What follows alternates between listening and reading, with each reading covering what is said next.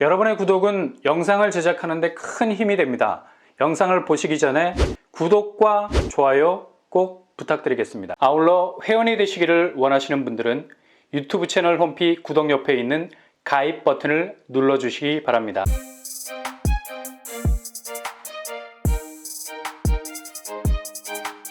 안녕하세요, 뻔뻔한 목도빠입니다. 하루 만에 무슨 일이 있었나요? 라는 말이 나올 만큼 서울 매물 증가세가 상당히 많이 쏟아져 나오고 있는데, 권역별로 보면 강남구 매물이 6,192건으로 가장 많았습니다.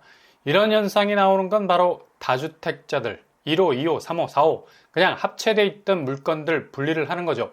집들을 내놓는데 다들 호가를 잔뜩 높여놓고 내놓기 때문에 얘네들이 안 팔려. 그러니 계속 매물이 쌓이는 겁니다.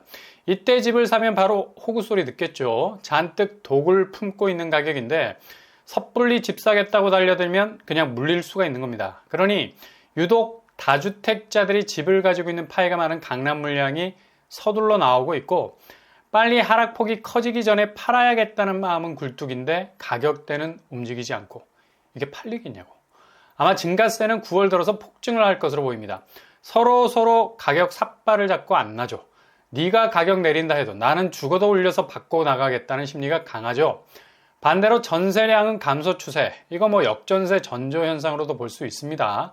지금 당장 세입자 내보내고 시세대로 전세를 내봐야 시세만큼 절대 못 받죠. 돌려줄 돈이 없는 거야.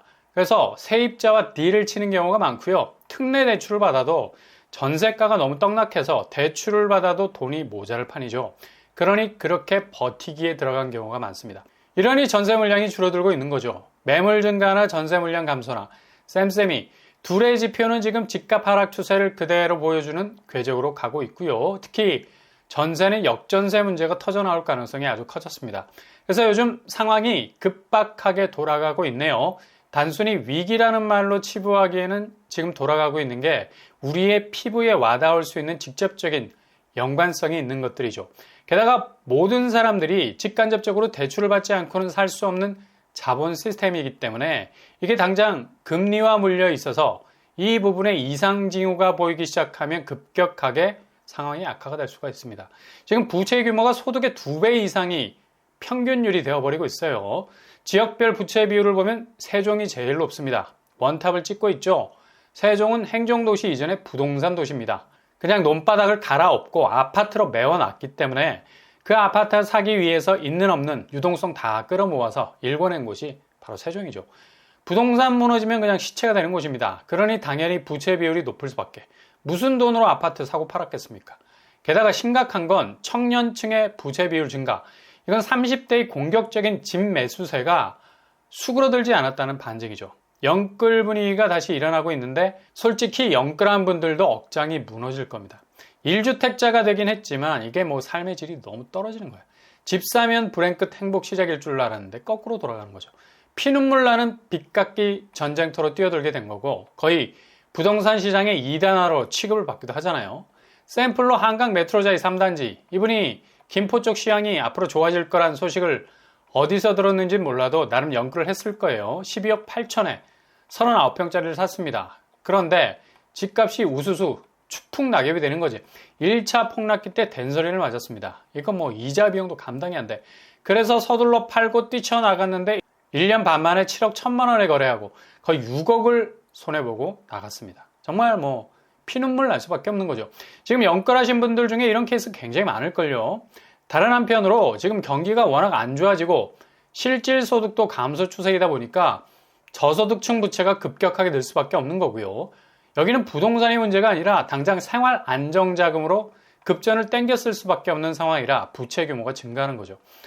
이렇게 경기 체감도라는 것이 그저 경제 교과서에 나오는 머나먼 딴 나라 얘기가 아니라는 얘기입니다. 바로 내 삶의 직접적인 발목을 잡을 수 있는 개인 유동성 위기로 전해져 오는, 어찌 보면 지진보다 무서운 여파를 남길 수도 있어요. 그러니 제2금융권 PF 위기가 나와 직접적인 연관이 있을 수밖에 없는 겁니다. 이게 지금 새마을금고 같이 연체가 5% 정도까지 올라오게 되면 금융 유동성 위기에 빨간불이 들어오게 되죠. 무너질 수 있는 리스크가 커진다는 건데, 이걸 막으려면 대손 충당금, 그러니까 연체 손실액을 보존할 수 있는 현금 탄화를 준비를 해야 하는데, 돈을 끌어올 수 있는 방법은 금리가 높은 상품을 파는 수밖에. 이자 7% 주는 예금 나왔으니 돈을 묻어둬라. 이런 식으로 사람들 돈을 끌어모으는 겁니다. 이렇게 예금 금리 올리게 되면 당연히 조달 비용 증가하고 결국엔 대출 금리 오르게 되겠죠. 결국 이건 변동 금리에 발이 묶여 있는 차주들 금리 부담으로 고스란히 돌아오게 되고 여기에 부실이 생기면서 또 다른 연체가 터져 나오기 시작한다는 겁니다. 결국 연체를 해결하려다 더 큰 연체를 불러올 수 있는 구조라는 얘기죠. 이런 부실이 지금 진행형이라는 얘기입니다. 한편으로는 지금 미국도 난리가 났죠. 미국 주택담보대출 30년 만기 고정금리가 연 7%로 진입을 하고 있고요. 2001년 이후로 최고 지표를 찍고 있는 수치를 할 수 있죠. 이유는 지금 미국 10년 만기 국채금리가 급락하다가 다시 급등하는 부스터를 난 것처럼 움직이고 있기 때문입니다. 어제 10년물 미국 국채금리가 4.18% 정도로 가고 있습니다. 이게 실질적으로 체감적인 금리에 지대한 영향을 주는 것이 이렇게 오르는 국채금리는 바로 모기지 금리, 그러니까 주택담보대출 금리에 직접적인 영향을 주기 때문이죠. 일단 주담대금리 8%선, 미국 국채금리 마지노선이 4.3%라고 하는데 결국 이런 추세가 계속되게 되면 정말 미국 주담대금리는 8%선을 넘어가게 될 겁니다. 이런 분위기가 진정 국면을 보이지 않는 것은 바로 미국 연준이 계속해서 긴축 시그널을 내놓고 있기 때문이죠.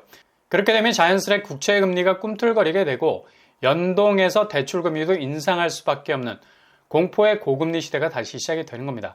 지난번 4.3%까지 올랐을 때 그래프만 봐도 지금 미국 국채금리가 얼마나 가파르게 정상의 깃발을 꽂기 위해서 올라가는지를 한눈으로 봐도 알 수가 있죠. 더욱 심각한 건 이게 그냥 정점의 수치가 아니라 계속해서 올라가는 중간 단계의 지표라는 점이죠. 다시 말해서 초반에 언급한 대로 국채금리 5%대로 갈 수 있다는 겁니다. 실제로 중국이 경제를 말아먹고 있는 상황과는 반대로 미국 경제 굉장히 좋은 편입니다. 이런 경제 낙관론이 지배적인 상황에서 미국 국채금리가 위축될 이유가 전혀 없는 거죠. 계속해서 찍어낼 수밖에 없는 겁니다. 물 들어올 때 노젓자. 중국이 저렇게 침체 국면에서 비틀거리는 상황인데 미국이 드라이브를 강하게 걸 수밖에 없는 거고요. 국채금리는 일시적으로 급락을 했었는데 다시 다음 주 상당한 강세를 보일 가능성이 높겠습니다.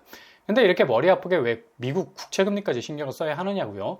당연히 이게 내가 돈을 움직이는 데 있어서 너무나 뼈저리게 다가오는 개인 유동성에 지대한 체감도를 주기 때문입니다. 바로바로 반응이 오는 거죠. 미국 국채금리가 오르게 되면 한국금리가 지대한 영향을 받게 됩니다. 한국금리는 당연히 밀려 올라갈 수밖에 없게 되고요. 이런 이후에 가장 저변에 깔려있는 은행채 금리 이미 5월 말부터 4%대로 올라선 상태. 주담대 금리가 내려가는 줄 알았는데 지금 벌써 상단 7%까지 가까워지는 건 이렇게 은행채 금리가 오르기 때문입니다. 우리나라 5년물 금리는 4.4% 정도로 집계가 됐고요. 은행채 5년물은 주택담보대출 고정금리의 기준이 되고 동시에 코픽스에도 영향을 주기 때문에 당연히 변동금리에 지대한 힘을 발휘하게 되죠. 결국 하반기를 지나 연말로 가게 되면 고금리 상황으로 갑자기 전개가 되면서 당장 우리 눈앞에서 정말 믿기 어려울 정도로 금리 상황이 전개가 될 겁니다. 대세 반등이라는 분위기는 올해 초반만 해도 장밋빛 전망이 나올 수도 있었지만 지금 너무나 교묘하게 꼬여버린 가계부채의 부실 과잉 현상과 함께 1%대 경제성장률이라는 부진, 게다가 대외적인 유동성 대변화가 맞물려 있어서 이거 여지없이 위기로 가고 있죠. 이걸 시중은행이 냄새를 잘 맡아요. 치고 빠지기 잘한다는 거죠. 벌써 주담대 50년 상품 철수시키고 있습니다. 농협이 50년 주담대 상품 중단했고요. 이게 2달도 안 돼서 한도 2조 원을 소진을 했다는 거죠. 이거 대출 받은 사람들 돈 땡길 때는 잘 모를 수 있지만 샘플로 따지면 50년 주담대를 받게 되면 그것도 지금 금리 4%대 5억 원을 받으면 매월 192만 원을 상환해야 되고 이걸 10년간 갚아도 원금 4천을 못 갚게 됩니다. 이 정도인데 2달 만에 불티가 나게 팔렸다는 거죠. 시중은행도 슬슬 셔터를 내릴 준비를 하고 향후 금리 인상 시기를 조율하고 있는 겁니다. 그러니 이참에 분양가 이빨 땡겨서 한두 달 만에 1, 2억씩 올리는 분양단지들 수두룩하잖아요. 특히 서울에선 거의 이런 말이 파다할 정도로 건설사들이 아무리 분양가 올려도 분양 완판된다는 분위기이기 때문에 이렇게 분양가는 집값 하락이 본격 시작되기 전에 미친 듯이 가격을 계속해서 올리게 될 겁니다. 그리고 구축은 집값이 엄청난 반등을 이룬 것으로 나오는 소식들로 도배가 되고 있는데 솔직히 상급지 강남이 줄줄이 무너지고 있는 추세 보이고 있고요. 반포 미도 1차 30평대 최고가 28억에서 23억으로 하락했죠. 5억 정도의 낙폭 기록하고 있고요. 서초 쪽 아크로 리버뷰 30평대 최고가 43억에서 37억 정도의 시세. 30억에서 37억까지 뛴 게 이 층수의 차이는 있지만 이것도 조금 아리까리하게 보이죠. 그리고 강남 쪽은 대형 평수 신고가가 많이 나온다 하지만 압구정 현대 40평대 최고가 47억에서 40억대로 내려와 있는 상황이고요. 그리고 경기권 성남시 중앙 힐스테이트 1차 40평대 최고가 13억에서 8억으로 내려앉았습니다. 그리고 시흥 100옷, 여기도 심각하죠. 호반 서밋 플레이스 10억 최고가의 전세가와 비슷한 5억 거래도 나왔습니다. 반토막이죠. 화성시 봉담 센트럴 푸르지오 전세가까지 내려온 매매가 4억 거래까지 나오고 있습니다. 이렇게 지금 연말로 갈수록 상급지부터 본격적인 움직임을 보일 것 같네요.